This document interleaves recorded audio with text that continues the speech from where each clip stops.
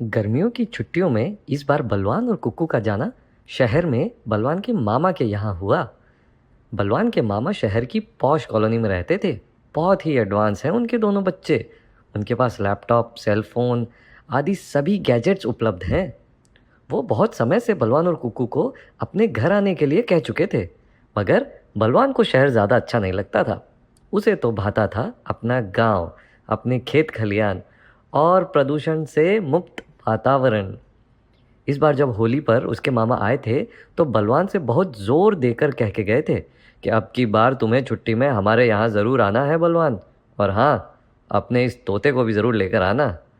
बलवान मामा जी से हंसकर बोला, मामा, इसका नाम कुक्कू है। बलवान ने कुक्कू से कहा, कुक्कू, मामा जी बोले हम दोनों ज़रूर जाएंगे।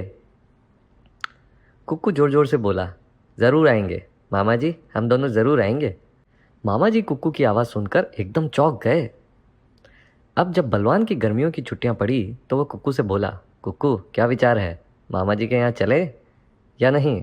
कुक्कू बोला, मैं भी चलूँगा। अरे हाँ, तुम्हें भी तो बुलाया है बलवान, तुम भी चलो मेरे साथ। यह सुनकर बलवान हंसने लगा। अगली सुबह बलवान और कुक्कू पिताजी और माँ से आज्ञा लेकर और किराए के पैसे लेकर मामा जी के यहाँ रवाना हो गए। थोड़ी देर के बस के सफ़र के बाद दोनों मामा जी के यहाँ पहुँचे। मामा जी और मामी जी दोनों बलवान और कुक्कू को देखकर बहुत खुश हुए। शाम को बलवान और कुक्कू को खाने के लिए शानदार पकवान बनाए गए। मामा मामी, उनकी लाडली शिवानी और लड़का मोहित सब साथ बैठकर खाना खाने लगे। कुक्कू को भी प्लेट में खाना दिया गया। बलवान ने उतना ही खाना लिया जितनी उसे भूख थी और थाली में कुछ भी नहीं छोड़ा।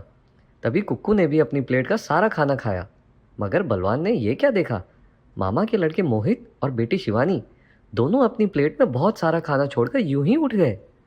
अगली सुबह फिर उसी सीन की वापसी हुई तो बलवान ने कुक्कू से कहा, कुक्कू, तुमने देखा ये दोनों कितना खाना बेकार छोड़ते हैं? कुक्कू बोला, हाँ बलवान, और मामा मामी भी इन्हें कुछ नहीं कहते। दोपहर में मोहित बलवान को घुमाने ले गया और कुक्कू वहीं शिवानी के साथ खेलता रहा। शाम को मामा जी जल्दी घर आए और बोले, सभी लोग तैयार हो जाओ, बलवान और कुक्कू के आने की खुशी में हम बाहर डिनर करने चलेंगे। सभी लोग तैयार हो गए और शहर के बहुत ही बड़े रेस्टोरेंट में खाना खाने के लिए पहुंचे। सभी ने अपनी पसंद का खाना ऑर्डर किया और खाने लगे।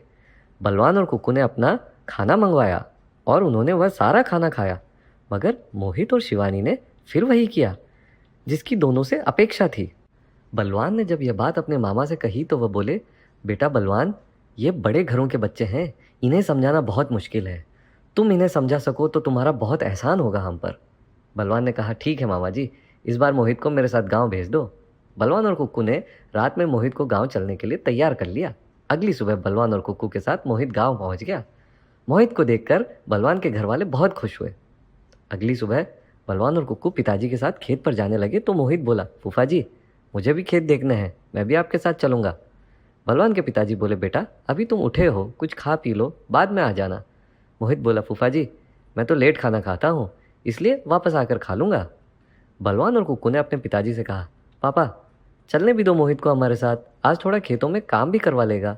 मोहित बोला, क्यों नहीं, और उनके साथ चल दिया। बलवान ने कुक्कू से कहा, क्या कहते हो कुक्कू, पाठ पढ़ाया जाए आज? कुक्कू बोला, यस बॉस। खेत में गन्ने की रुपाई चल रही थी और बलवान ने मोहित को काम पर लगा दिया, और जो काम बलवान भूल जाता कुक्कू उस काम को मोहित से करवाता। 8 से 9, 9 से 10, 11, 12 और दोपहर के 1 बज गए। बेचारा भूखा प्यासा मोहित बार बार अपनी घड़ी देखने लगता और सोचने लगा, आखिर खाने को कब आएगा। लगभग 2 बजे खाने के लिए रोटी, छाछ, गुड़, दाल और थोड़े से प्याज आए। दाल बिना तड़के की थी, रोटी ठंडी हो चुकी थी।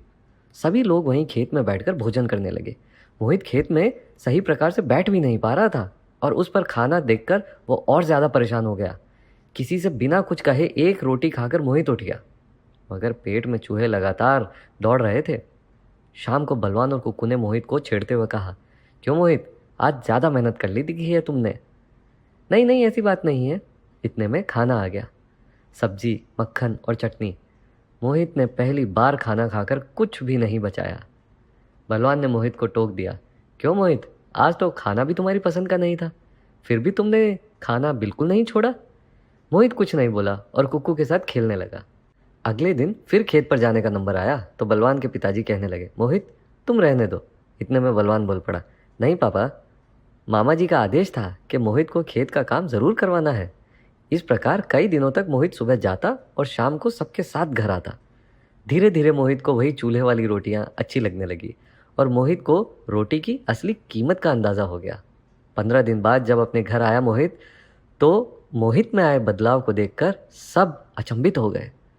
सुबह समय से उठना, घूमने जाना और खाना खाते समय भगवान को याद रखना और प्लेट में बिल्कुल भी खाना नहीं छोड़ना, उसकी दिनचर्या में यह सब शामिल हो गया था। बलवान के मामा जी यह बदलाव देखकर बहुत खुश हुए और अपनी पत्नी से बोले, सुनती हो जी, शिवानी को कब भेजना है बलवान और कुक्कू के घर?